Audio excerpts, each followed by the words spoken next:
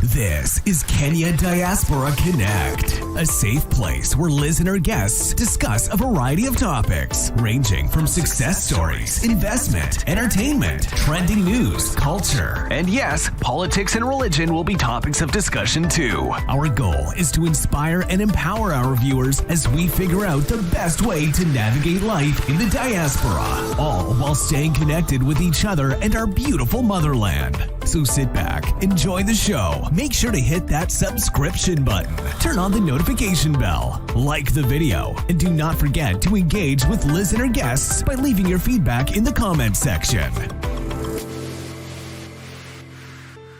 Yeah. I'm gonna say this. Trust is what? They say trust is like virginity. You lose it once. Do you see that coming? This woman who is supposed to be breaking pots on Monday to cast these people to die. So it's just crazy. I know. Every content creator has a responsibility to verify the story and to make sure that whatever they are bringing, it is authentic. You cannot continue in the same lie. Yeah. Because now you know the truth.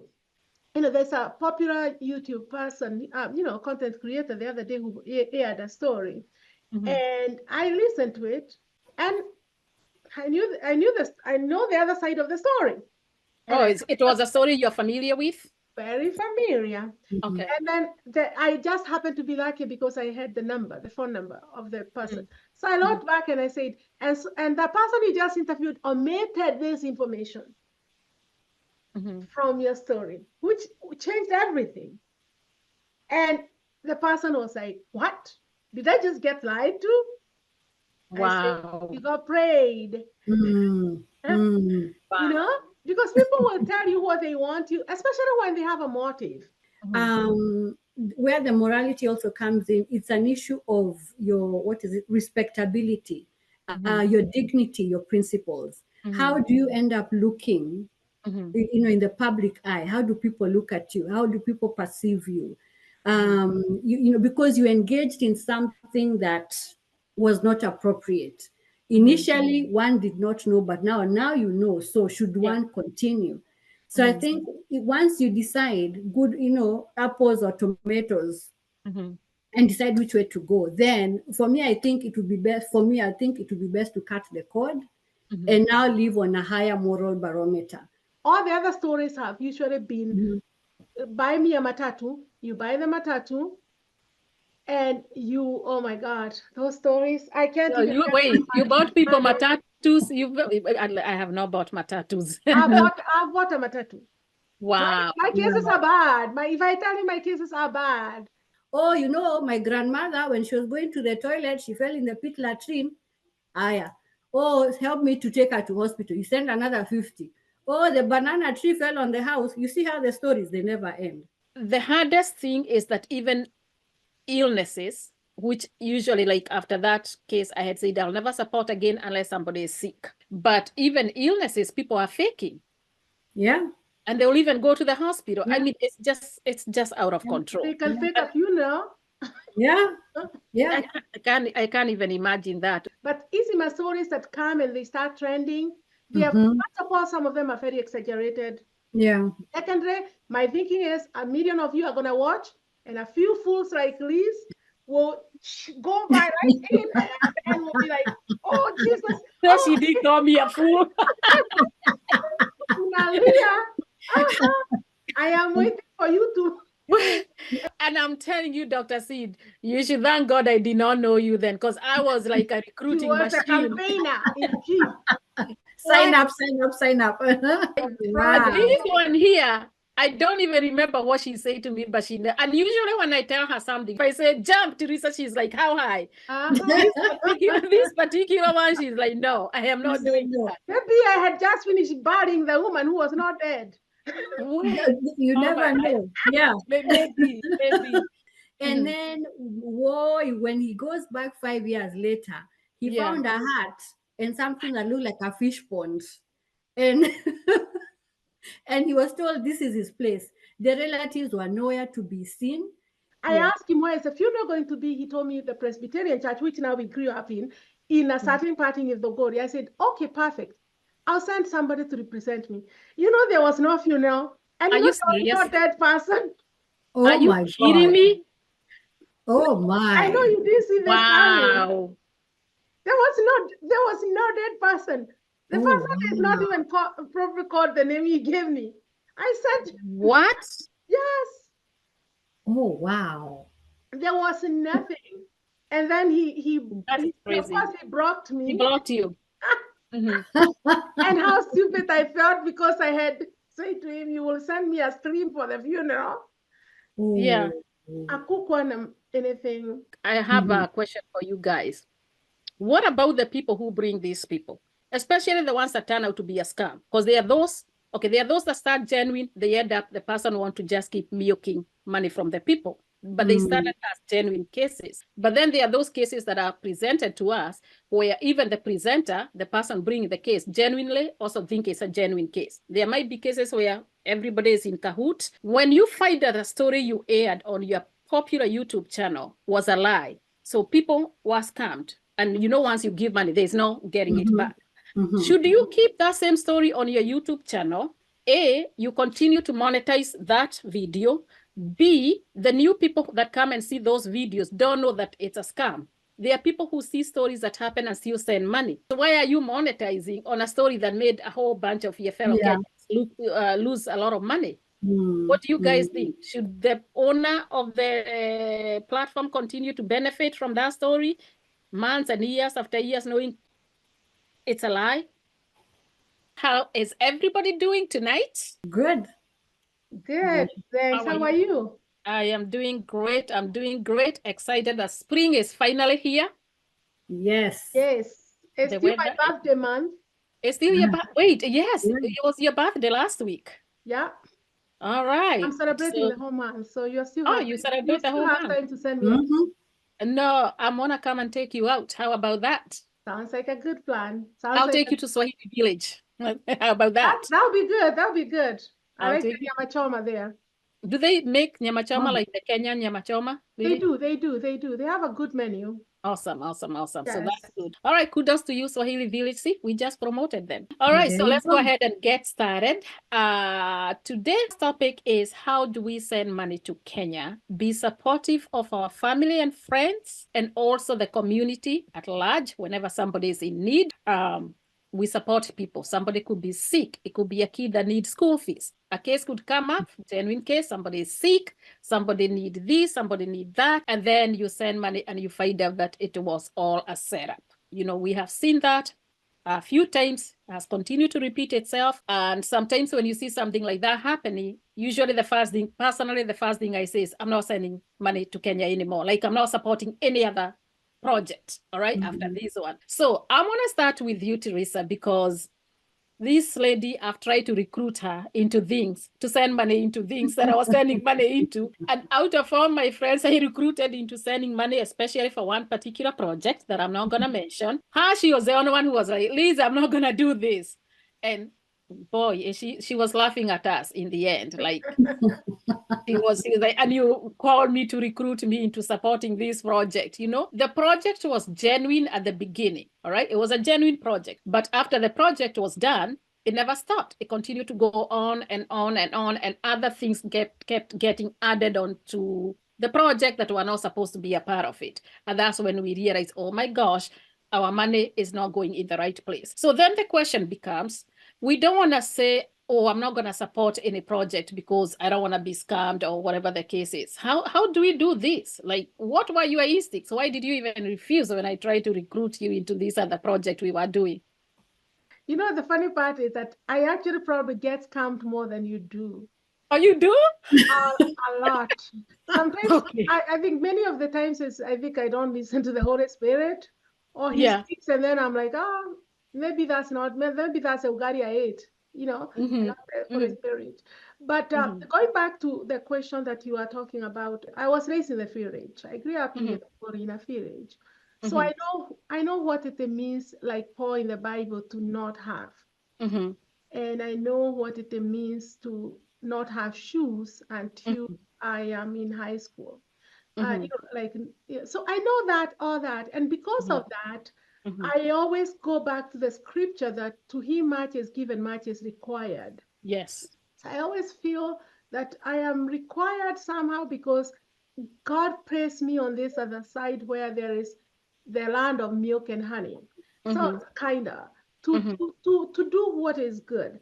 So I can tell you that almost every so right now I support a pastor in Kenya, and I support a missionary girl that used to live here in New York and became a missionary. That I have supported for 6 years. The pastor I have supported for maybe 2 years. And on top of that, I have always for the last maybe 10 years, I've always had a child or 2 or 3 that I'm educating. I've always thought that's a good investment. Because at the end of the day, I see what happens and how, and not to speak about my own siblings, their children and their children. And I get volunteered by my own family. Kuko na harambe in the church. My father used to volunteer me all the time. I used to be the guest of honor many times. But going back, but on top of all doing all that, I have seen areas where I became vulnerable because of being too kind. And I remember the first time was when a guy called me and knew me from when I was young. He said, I had admired you all your life. I was a young boy. You and my brother and so were very good friends. And it's true. Now I knew the brother, but I couldn't remember the young kid. He said, I was young, but I looked up to you. And he said, my wife is in the hospital. She has stomach cancer. Wow. And I am so, and I said, I am so sorry. Remember now he knew me from those days. Yeah. And then 2 days later, he called me. So I sent him money for the wife. And then 2 days later, he called me and he was crying. He said, she passed away and we have a newborn. I don't know what to do. I felt so sad, so sad. And I sent now money again to help with the funeral arrangements. And then I said, because I had invested so much emotionally to this young man, I asked him, where is the funeral going to be? He told me the Presbyterian church, which now we grew up in a certain part in Ithogori. I said, okay, perfect. I'll send somebody to represent me. You know, there was no funeral. And you know, there was no dead person. Oh, are you my kidding God. me? Oh, my. I know you didn't see this coming. Wow. There was no dead person. The person is not even probably called the name he gave me. I said, What? yes. Oh, wow. There was nothing. And then That's crazy. of course, he blocked me. He blocked you. And how stupid I felt because I had said to him, you will send me a stream for the funeral. Yeah. I couldn't anything. So going back to your project, I personally don't usually support a lot of things that are trending because I know there's orphans out there who are not trending. Yeah. That probably are. Oh, I like that. I like that. I like That's how I look at it. Now, on the other hand, now sending money to Kenya is a double-edged sword because if you give too much, you become Jehovah Jireh, start providing for them, and therefore they no longer want to provide. Yes. And then you tell them start a business, and then they tell you that business requires me to wake up too early. My brother was told that by somebody, and he was working night shift over here. He was like, what? Me, I'm at work at night to help you, and you're telling me you don't want to do this you don't want to do the hard labor because you have to wake up very early. So it's a double-edged sword. It's a blessing and a curse at the same time. I think at the end of the day, you have to ask yourself, how genuine is the case? What can we do in the long run? Because you don't want to feed somebody so much until they're not able to feed themselves. Yes. What can we do in the long run to get you out of this, issue?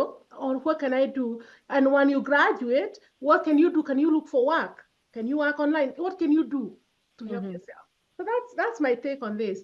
I'll come back after I hear from what Dr. Seed has to say. Dr. Seed, what do you have to say about this? Have you had an experience, or do you know people who've had experience? And even if you haven't, what do we need? Because this is real. This is happening left and right, even as we speak. It's very true. One time somebody sent, these forwards people send one another.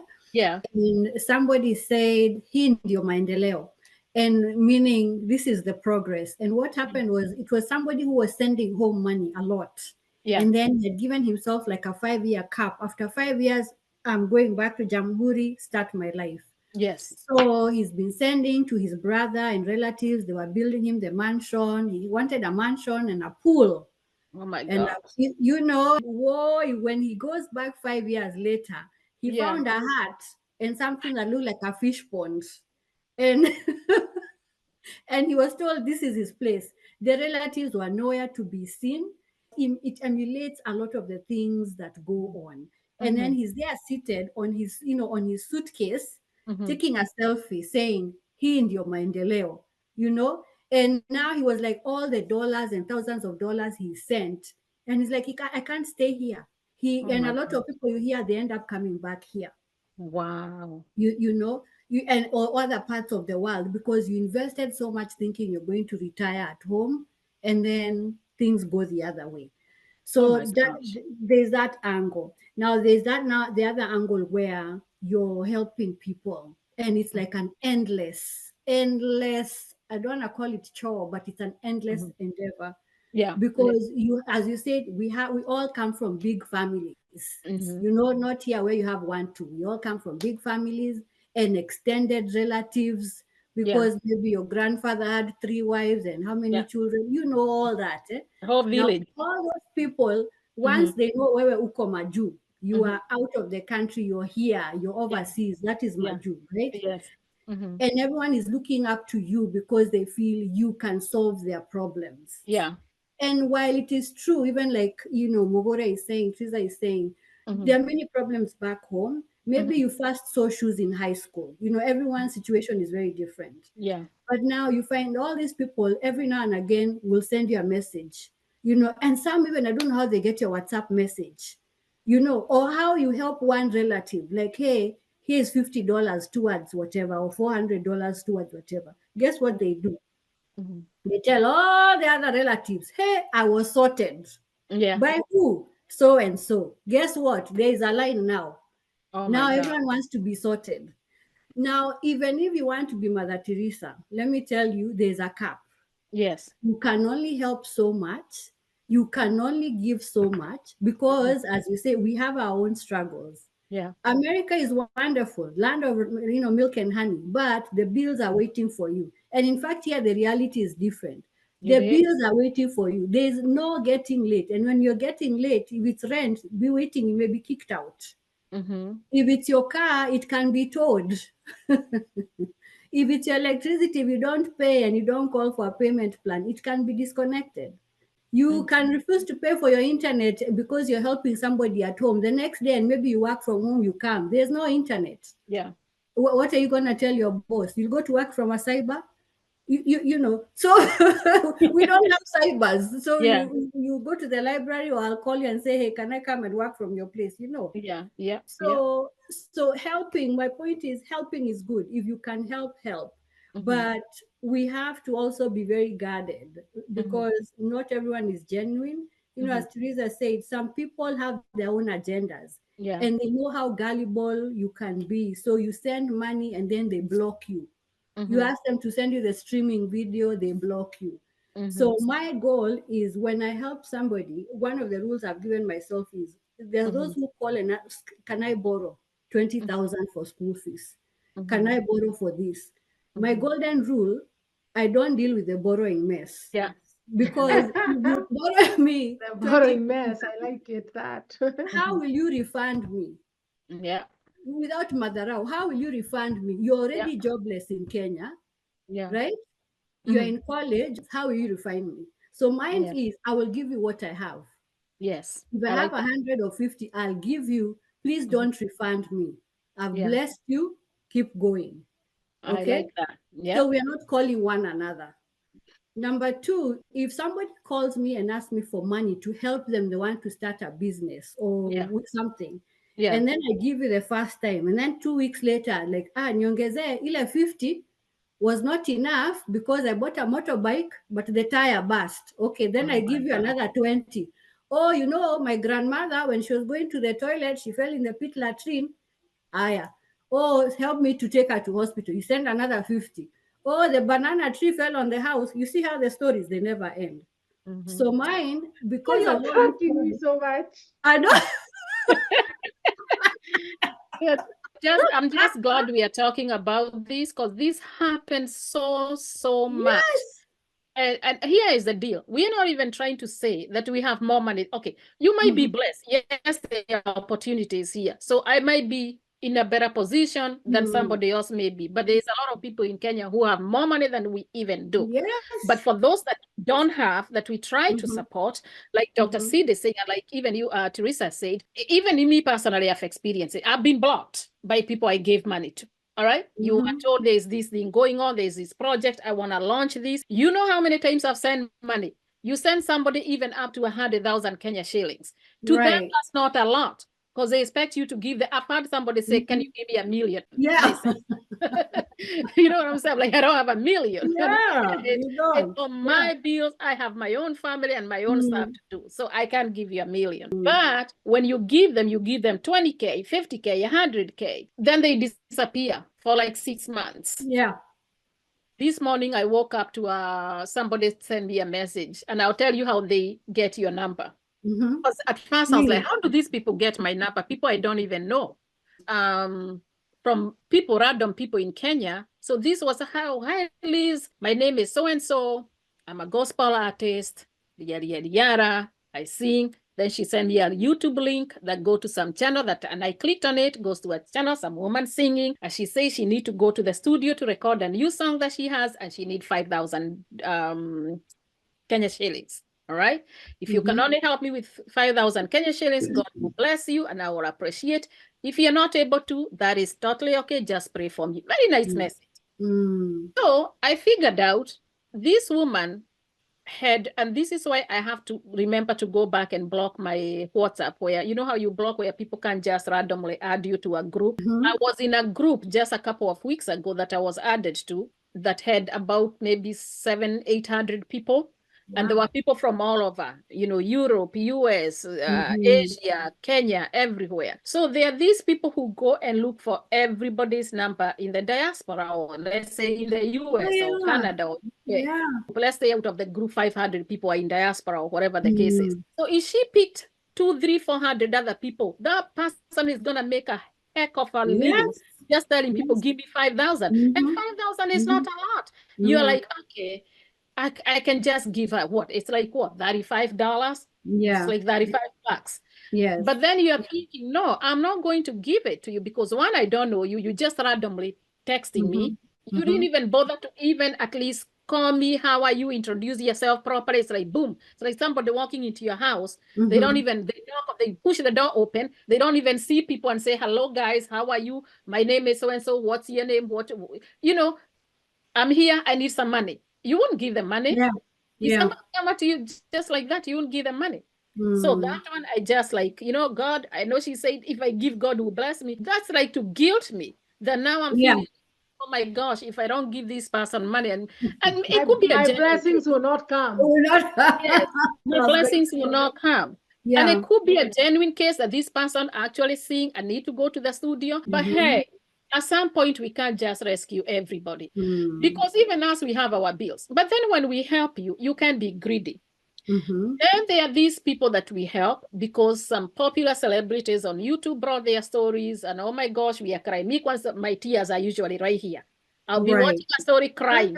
By the time I send that money, I'm telling you, it's like there's just this force that just, there's no like thinking, like reasoning. I'm like, whatever I have, I just want to send. I just want to send. Akuna either like reverse, like wait, just step back and rethink this whole thing. Some cases are genuine. I get that. But there are some cases, before you know it, you've sent $10 here, $20 here, $30 here, $50 here, you've sent $500. That even you, it's not like you have a lot of money. And I try to tell people, when we are giving you, for me to send you $500, 50,000 Kenya shillings, I have denied myself something. So it's not like we have money just sitting around, which is what people think, that because you're in diaspora, you have a lot of money. We don't. We may make more than maybe we would be making in Kenya, but also we have expensive bills. Honestly, you guys, we just sacrifice because I'm thinking I have a little bit more than my sister. I have a little bit more than my brother. I see a person who is hungry. So I still have a little bit more in the bank. So I'm going to go and send that $40, $50, $100, whatever it is. But then now you support some of these people where the cases maybe originally were genuine. And you, because to me, it's like what you guys said. Give what's the saying? Give a man a fish and you feed him for life. Yeah. But if you teach him to fish, you will not have to do it again because he can go fish and feed himself and his family. So to me, when we give these people money, we are giving you support. We built for you a house. We bought you a plot. We built for you a house. We gave you some money. Now get up and do something. Yes. But you can't be 5 years later, you are still asking us to give you money because in the year 2019, 2020, we started. Now we are in 2024 and we can't support any other project because you're there saying, educate my kids for me, pay my bills for me. I need this. That time, all the money we've given you, you have like 5 cars that parks outside your house. But you're still telling us you don't have You're money. living better than us. You're living better than us. You're living better than our parents.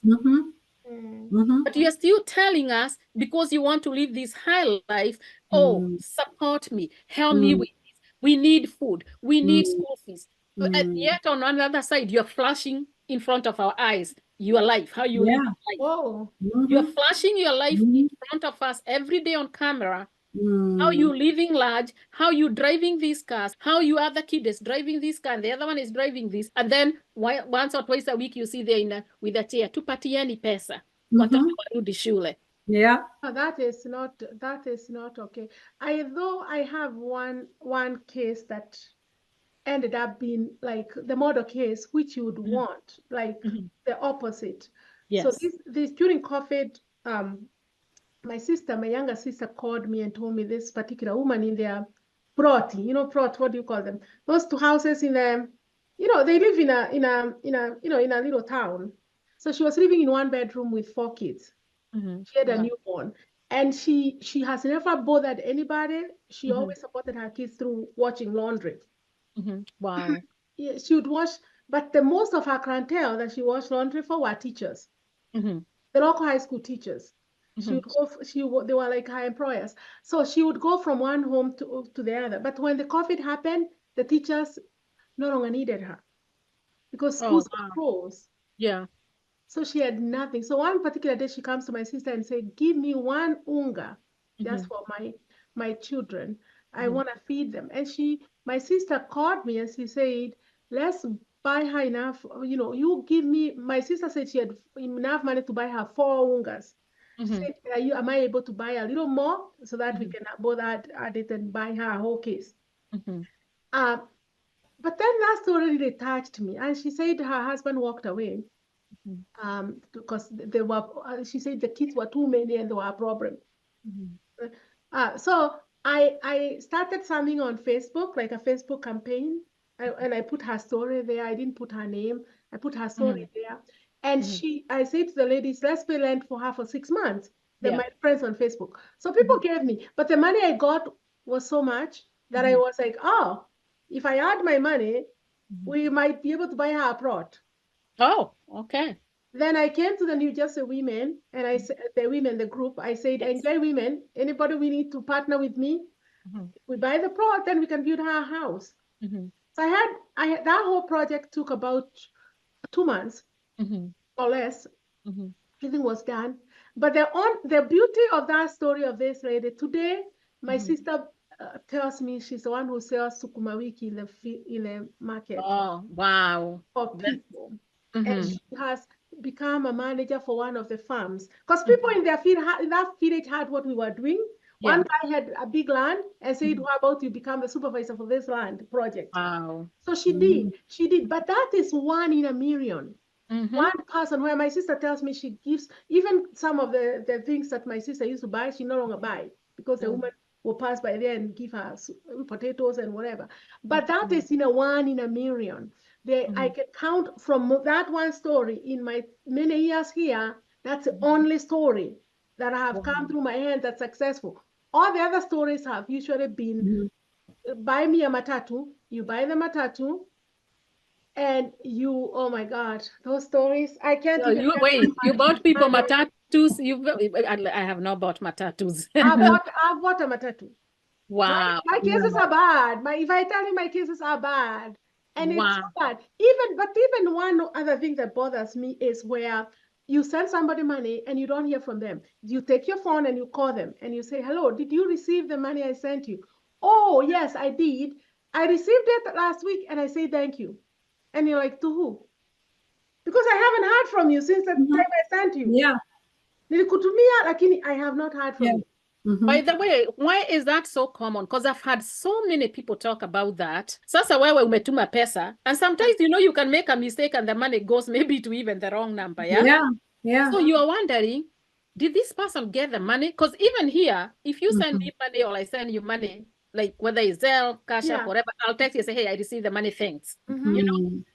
Why do people just like wait until you ask them, did you get the money? Because I noticed even with that project, I was trying to recruit you, which I still want to know why if you've been giving money like that, why did I try to recruit you into this house building project? And I think honestly, to be honest with you, I honestly, out of all the things I've participated in, I have never participated on those stories that trend. Somehow in me,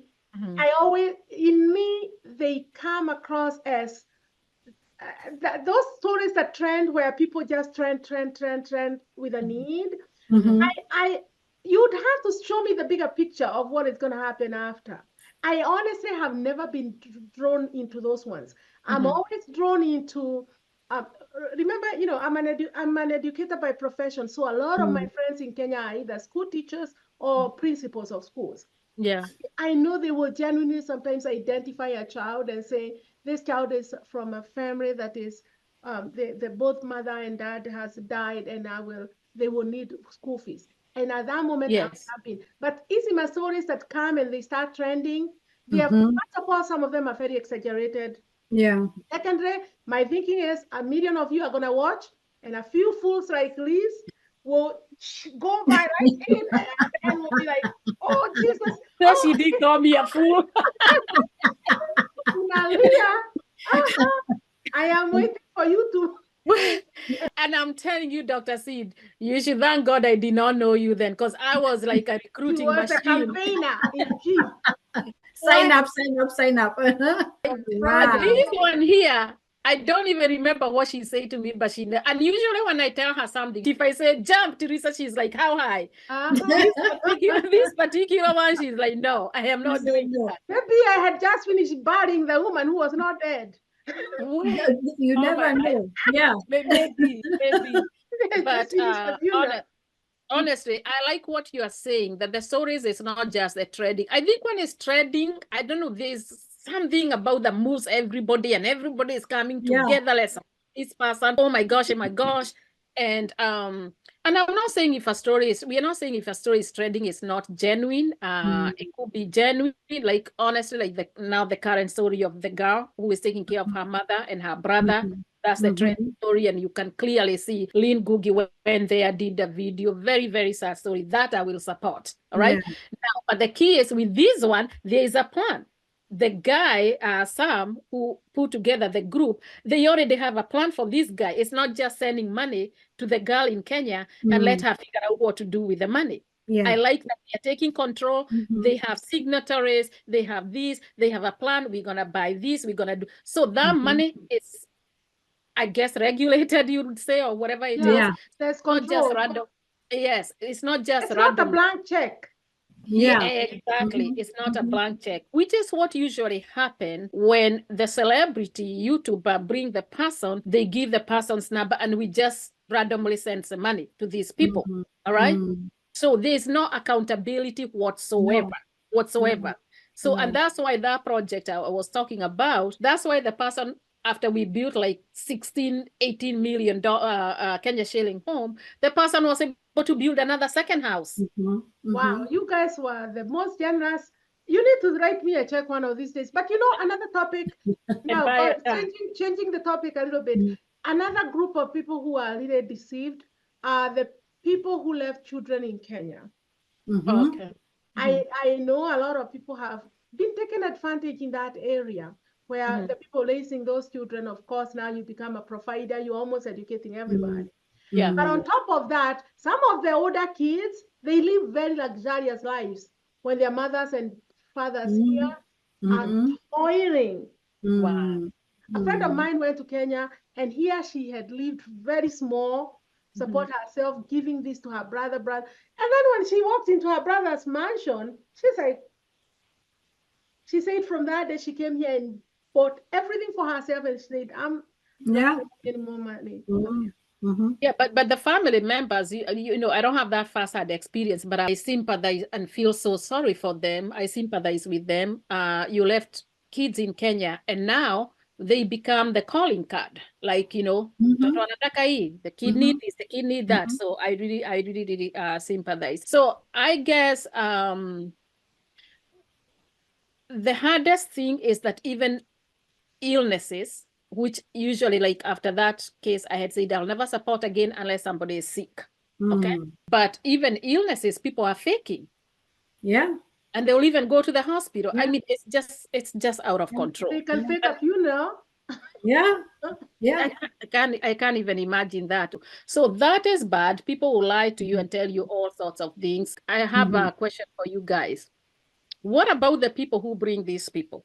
Especially the ones that turn out to be a scam. Because they are those that start genuine, they end up, the person want to just keep milking money from the people. But they started as genuine cases. But then there are those cases that are presented to us where even the presenter, the person bringing the case, genuinely also think it's a genuine case. There might be cases where everybody is in cahoot, but there are cases where the person who brings the story is also being scammed, yeah? Like they buy into the whole thing. They bring the story to the public. We send thousands and thousands and thousands of dollars or whatever, millions of Kenya shillings, only to realize either a few weeks later, a month later, that this whole thing was a lie. Yeah. What I want to hear from you guys, what I've always wondered is, when you find that a story you aired on your popular YouTube channel was a lie, so people were scammed, and you know, once you give money, there's no getting it back. Should you keep that same story on your YouTube channel? A, you continue to monetize that video. B, the new people that come and see those videos don't know that it's a scam. Because when you see a story, you send money. There are people who see stories that happen and still send money. Why are you monetizing on a story that made a whole bunch of your fellow Kenyans lose a lot of money? What do you guys think? Should the owner of the platform continue to benefit from that story months and years after years, knowing it's a lie? I want to hear what Dr. Seed has to say about this first. I know what I have to say. Maybe what I want to say is it all depends on your moral barometer. What is right for you may not be right for me, you know, and then people have different moral barometers. If the person can live with themselves, you know, you've posted this story and then there's all this publicity and money is coming in. If you, the one who's the YouTuber, is okay with that, then that is your moral barometer. It means you're okay with it and you'll continue taking that money and you're okay with it. But there are people who cannot live with themselves. Doesn't mean one is bad and the other one is good. Again, it is just, your moral barometer. Are you okay? Can you live with yourself knowing that you're enjoying this money and the information and based on a lie? Yeah. And at the same time, that lie is still going on because the new people watching the video are still spending money. Exactly. So my take is, if I did something not knowing or unknowingly, then that's fine. The minute I know, I have to cut the cord. The minute I know that this is based on a lie, this is false. Because sometimes these things can come and bite us down the road. You see, because we all need money, yes, you know, but it can come and bite you. And then again, sometimes besides the monetary gain, where the morality also comes in, it's an issue of your, respectability, your dignity, your principles. How do you end up looking, you know, in the public eye? How do people look at you? How do people perceive you? You know, because you engaged in something that was not appropriate. Initially, one did not know, but now you know. So should one continue? So I think once you decide good, apples or tomatoes, and decide which way to go, then for me, I think it would be best. For me, I think it would be best to cut the cord and now live on a higher moral barometer, so that one, the thing doesn't come to bite you, and two, you're disassociating yourself with something that does not. Because again, remember, we also have children. We have people who look up to us. And if those people start perceiving you and I, or whoever is posting something, as somebody who's crooked, then down the road, if you are to earn something or to warrant, what is it called? Be awarded something, a promotion somewhere, people will be like, no, we are Mkora. Yeah. Based on some historical whatever. So for me, bottom line, moral barometer, cut the cord, stay on the safe line, and move on. And keep moving. Mine is this is how I look at it. Yeah. I'm gonna say this. Trust is what? They say trust is like virginity. You lose it once. Do you see that coming? So like you, Liz, you are a content creator.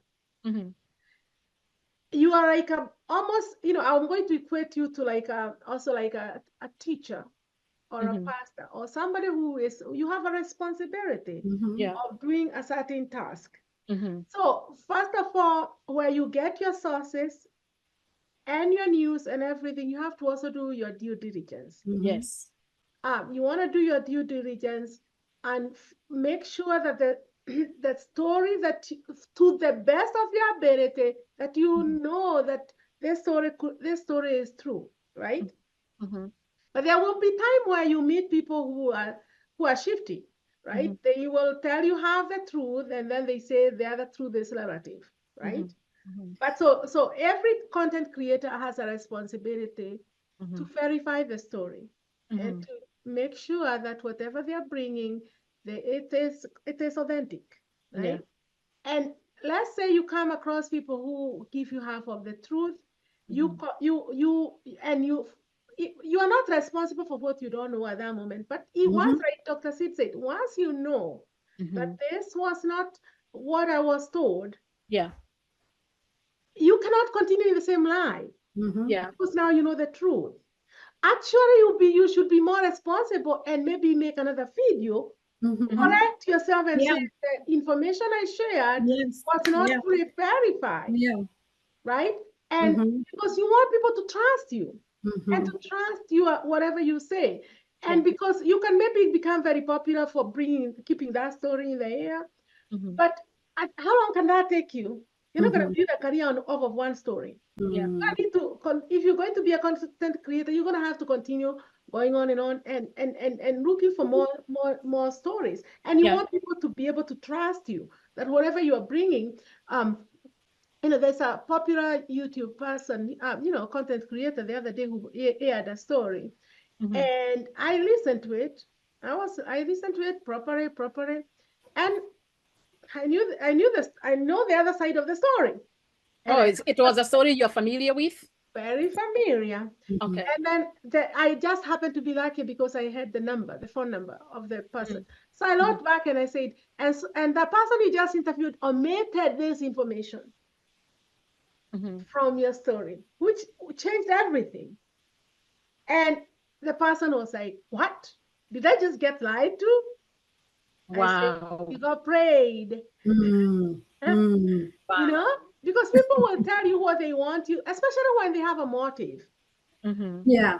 They have a motive. When they have a motive, that at the end of the day, what is your goal? I want to be able, by the end of the day, I want to be able to, do this and this. So I think you, Liz, and all your content creator people have a responsibility to make sure that whatever you're bringing us is authentic. I absolutely agree. And I like what both of you said. I totally agree with what, like you said, it's about your moral barometer. And because there are two people that I personally, whenever they bring a case, I used to be very good at supporting their platforms. And to the most, they brought genuine cases. But today, even if they have a genuine case, I personally don't support. Maybe that doesn't make a difference. I personally don't believe that people should continue to benefit of stories that they did. And they knew that people got scammed and they leave the videos there. So other people keep sending money only to come and find another video that say, oh, we're sorry about the story we aired 2 weeks ago. So if you're sorry, you should also remove the video. If you want to keep the video on the platform, then you should edit that video, because YouTube allows you to do that, and cut out every part you're giving the phone number, so that another person watching that video doesn't send the money. But to me, the moral parameter would be take down the whole thing. Find another way, let's keep it moving. All right, so how much time that topic? Wow. I know there was so much to talk about that, so I don't even think we can get into the other things that we need to talk about. Oh my God. But it is important. I'm passionate about this because I love to help people, but I feel so crushed when I realize, oh my gosh, I just got scammed. Yeah. You know, or when you give somebody money and then they keep coming over and over. I'm like, how about being scammed in investments? I mean, that's one we have to take a whole the next time. I think next discussion. I have lost so much money on, oh my God. You are one of the very first people who lost money to what? I have lost money. And then it's not even little. God. A lot of money. God. It's enough to educate a bunch of, I don't know. I think the next time we need to do a topic around that, because we still have to invest at home, but we also have to do our due diligence. We have to be smart. There are things we need to educate ourselves. We also have to stop being too trusting, you know. And even with this, even with the woman I was telling you guys who text me, the whole day I still kept thinking about her, and I thought keep saying, what if she really need the money? Yeah. You know what I'm saying? I know I have the 5,000. What about if I was going to be the destiny maker? That's the newest destiny maker. I'm like, well, maybe I just want to be a destiny breaker this time around. Well, she said God will bless me. You know, they guilt you in thinking. Yeah. But you know, they sent that message to a bunch of people, and they were then, as you know, that's what happens. And then the other thing I don't like about it, or it rubs me the wrong way, is when you call these people out, or when they are called out, like, hey, we gave you enough money, now you should. They're like, no. Tenda nema nenda zako. Yeah. No, we are not supposed to say, we've helped you from point A to point B. Now help yourself from B to C and the rest of the journey. If you mention that, unaambiwa, if you give somebody something, you should not talk about it. Yeah. But this person want to continue to scam you, or you're watching the person scam other people, and you already know this person, they should be good now. Let's move on to another case. But I really like what Teresa, you said. There are stories that don't trend. There are kids that are smart kids that don't have school fees. And I think this time around on Facebook, a lot of people have picked up kids on their own. I've seen somebody even Nina, you guys know Nina, putting all these kids, help with school fees. But it's not, I think there's a lot of heroes out there doing good stuff, but nobody knows them because they are not, these stories are not trending, you know?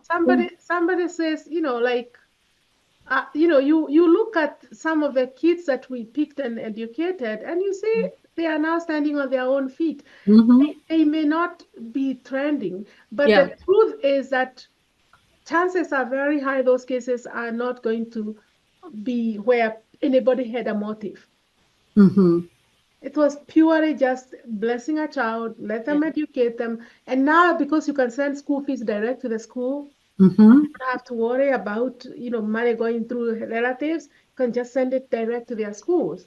But the thing is, what people don't understand is that diaspora, we also have a lot of needs. Every week, how many WhatsApp group are you in every week? Yeah. You have a funeral of somebody's dad, somebody's sister is sick. We can easily spend a good $1,000 to $2,000 within our diaspora community every month. Yeah. Very true. So when people put, you know, that's why sometimes people think we are not. I'm always like, you know, I also belong in a community. I have a village here. Yeah. You know? No, I think it's the belief that if you're in diaspora, no matter where you are, you have a lot of money. And while there may be opportunities here more than we have in Kenya, I agree that, but the more the bills we also have to pay. We also have the same needs that you have in Kenya, we have them here. You pay house, whether it's your own mortgage, whether it's you're renting, you pay electricity, we pay for gas, we pay for water, we pay for everything that they pay, we pay for our phone, for our internet. So it's not And like we have churches here too. So We we do. we can't be, you know, I mean, we want to help. But I think we also are to blame because like you said, we are trusting. And of course, people see us on Facebook showing off that we were in, we were in, some place Hawaii. out there in Hawaii. Yeah. Got my selfie at the And look at my car, beach, look at my house. Yes. and I'm outside, gifting my daughter her 16th birthday, giving her a BMW, like that. There are people who are in Kenya who are educating their kids in the US or UK, and they're Yeah. paying for them from over there. Yeah. Cash. Yeah, gosh. Yeah. There's many people who are blessed everywhere. Communities have to support themselves. It's just I personally think, if you ask me, I don't think that's gonna happen. I think the people who spearhead this fundraising, apart from like the one random, you pick a kid here, somebody, jirani who shags the kids in school. But these people who come on big platform and spearhead a fundraising, I personally think they should form a foundation, like an organization. First of all, they all merge together because they all know each other. One big foundation that is accountable. So when we need to support somebody, we can all send money to this particular organization. And then they have to go out in the communities and assess to see, okay, does this person really need the money? And if the person need the money, then they're just like they do here. Here you don't just send money randomly, you go to jail. You go through organization, and the organization will vet wherever the money is going, and they know that this case is vetted and is genuine. I don't know if that is possible, but I think as long as everybody goes to their own little YouTube corner, well, not little because they have big platform, everybody goes to their platform and say, I have this case, the other one has this case. And I'm like, you all know each other. Why don't you all get together, form a big organization, and the rest, of course, people love to help. I don't care whether it's $10, $1,000.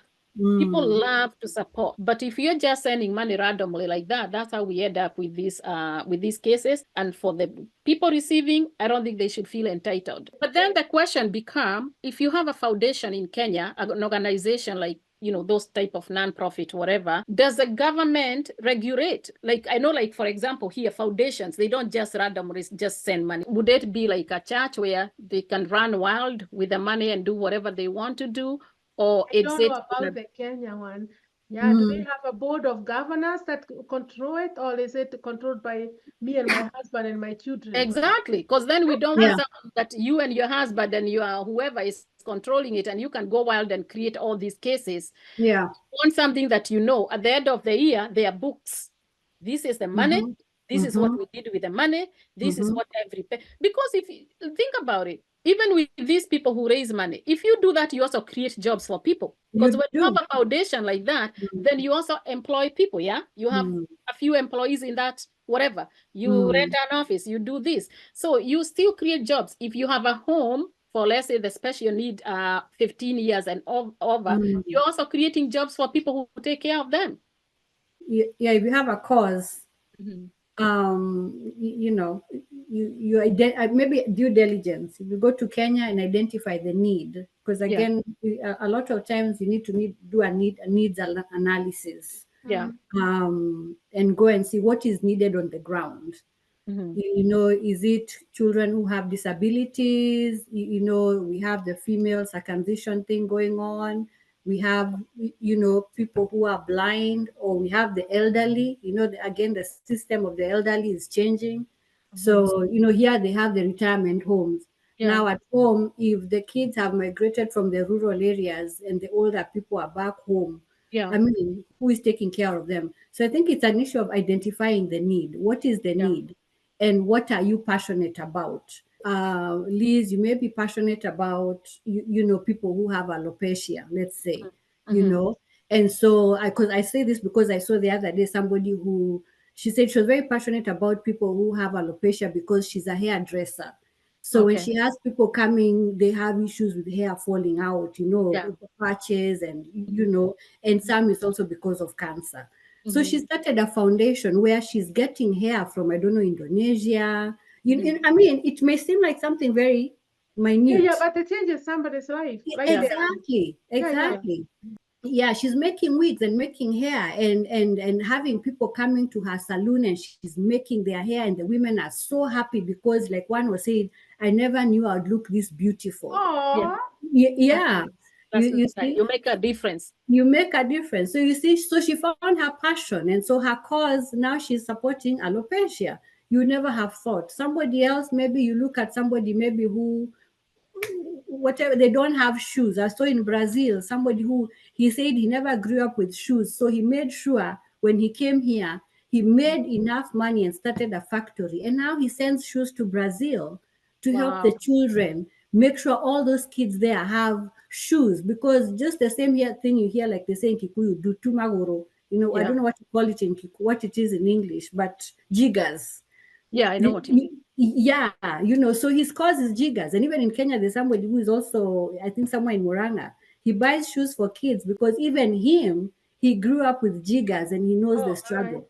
I think the thing is just when you Yeah. see a story and you say, oh, I'm not going to support, and then you start feeling guilty. Maybe I should have just sent $20 or $50 or whatever. You know what I'm saying? Like, there are still places that people are struggling. Like there's still people without running water. There's still people who are sleeping in slums. There are still people who are, there's things, what happens in our country, especially in Africa, the gap between the rich and the poor is so it's wide. so wide. And the middle class is very small. If the economy is growing, the middle class should grow. The middle, not at the top, not the most rich getting more wealthier and the poorer get more poorer. There's still people who are still going through all those. Yeah. I won't be surprised, so I'm always thinking that there are still people who are in, remember, think about it. If your father had 2 acres and had 8 sons, you had 8 brothers when you're growing up. Today, each of those brothers, if they were never able to buy land for themselves, they are all inheriting a Little fraction. piece of land. And then each of them has 4 kids. Yeah. It's even become worse and worse and worse and worse. And now it eventually becomes this village full of these people that are all together in one small area. Yeah. So you really have to identify. You really have to identify the need and where you know, and not to whatever. I'm also reminded, we also have a lot to be grateful for when it comes to our lives in America. Because it's like America has given us a chance that a lot of people don't have. Yeah. And so I also feel even us living in America, we can give back within America, because within America, there are people who are struggling. Yeah. There are people who come here. You had the story of the girl who died in Canada because of the cold. You know, and the human need is anywhere, is universal. So if going home or helping people at home is a struggle, they say charity starts at home. We are here. There are people who have needs, immigrants and non-immigrants. You'll find there are people who you find in shelter homes. Those are people, right? But I guess, Dr. C, then the question is, and I agree with what you're saying. The way I look at it is, you may struggle here, and maybe even the support, I may give you support that is not going to cost me a lot. Because also here, when people are struggling, there's a lot of government help. Yes. You know what I'm saying? Like here, it's very hard, unless you don't know, for you and your family to sleep hungry. People will say, oh, people sleep hungry even in America, whatever. But that's not true, unless you don't know. There's soup kitchens, there are churches, there's food everywhere. Even during COVID, there was food left and right. The government comes in. So yes, sometimes somebody might come here, a new person, and because they don't know the system, they are struggling. So, which is where somebody like you, because you run a company that you work with new people when they arrive here, somebody like you comes in, and I'm sure you're saying that because you deal with these people and you know the issues Right. they are faced with. So I agree. When you come here, you need people like Dr. Seed, talk to them.